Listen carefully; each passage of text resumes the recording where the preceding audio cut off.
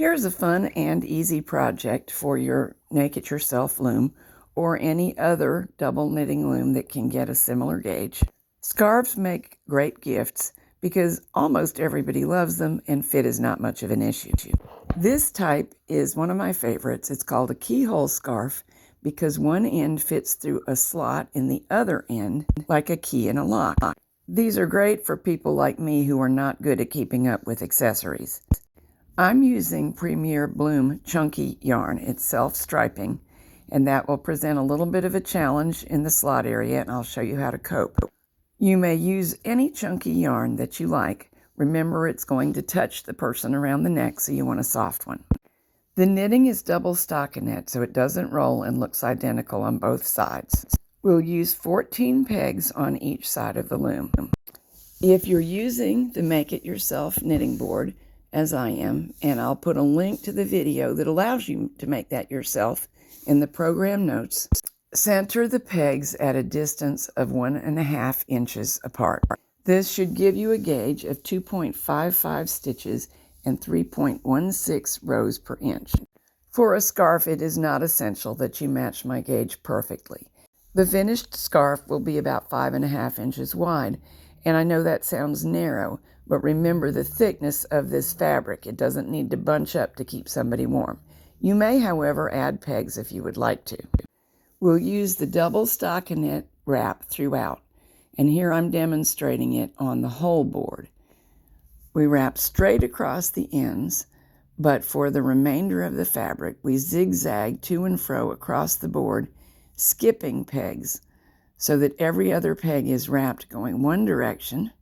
Then we come to the end, wrap straight across, and wrap the pegs on the next pass, moving back to the left, that were not wrapped the first time.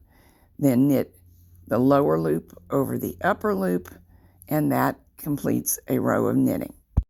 For this project, we will use an anchor cord after the first row of wraps. So that first row, wrapped in the same manner I just showed you, is the cast on.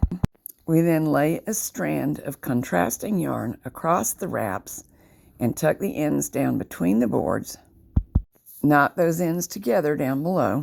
Wrap the board a second time, and then we can knit the first row of wraps over the second row to start the knitting. We'll finish and neaten it up after the fact. Here's an up-close look at what will happen every row. The lower loop of yarn that is on the peg will be lifted up and over and towards the inside of the loom, or towards the center between the pegs, and that creates a new row of stitches. So after the point of the cast on, knit until the piece from cast on to board measures 27.5 inches. It's time now to knit the keyhole, which should be about 3 inches long. If you make your scarf wider, you will need a somewhat longer keyhole to accommodate the greater amount of fabric. If you're using a plain yarn, you need do nothing special here, but since I am using a self-patterning yarn and I want both sides of the keyhole to match, I made this adjustment. As I entered the keyhole space, I'm just starting into the yellow part of the self-patterning yarn. Here's the yarn I'm working with as it comes off of the skein. I then went to the other end of the skein, found the same place in the patterning yarn where the yellow begins, and created a second yarn supply. We'll use that to make the second side of the slit match the first. Keep on knitting using only 7 pegs on each side of the loom now. This fabric is growing and the other is not, so it can help to keep your thumb on the wraps to keep them on. There will be an impetus created by the difference in fabric lengths for them to ride up. It will also be necessary to make more effort than usual to pull the fabric you're knitting down between the boards because the other side is tending to hold on to it. And please pardon the looks of my hands. I've spent a lot of time in the garden lately, and even with gloves and lots of washing, they do not look pristine. As you knit, the fabric that we're working on gets longer and longer, and you have to work harder at getting it pulled down every row. But once you have pulled down, it stays down nicely, and you can see the slit growing. When 9 rows are complete, take your second yarn supply, make sure you're starting at the correct end, knot a loop into it, and hang it on the peg next to the last knitted area. Wrap and knit 9 rows on only this 7 pegs.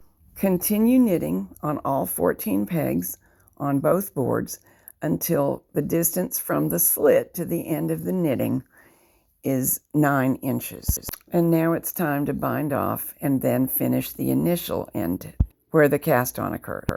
To bind off, snip the yarn supply, leaving a little bit of a tail, then pick up the stitch farthest from the one that the yarn tail emerges from onto a crochet hook. Pick up the next stitch and pull it through. Crisscross back and forth across the board, picking up successive stitches and pulling each one through the previous one. If you need a little bit more help with the bind off, it's covered in more detail in this video. Pull the yarn tail through the final stitch. Working with double stockinette makes it extremely easy to hide the yarn tails because there are 2 distinct layers of fabric.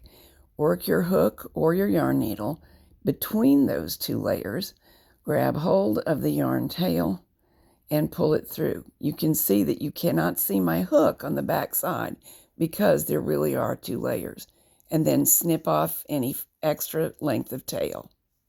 Now all that's left is to finish the cast on end. Go to that first row of loops and organize them so that all of the stitches facing you are V's. No yarn strands crossing. Beginning on the side away from the yarn tail, pick up the end loop, then the next loop, and pull the second loop through the first.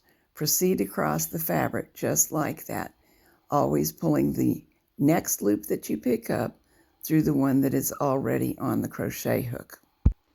When all of the stitches are chained together, pull the initial yarn tail through the last one.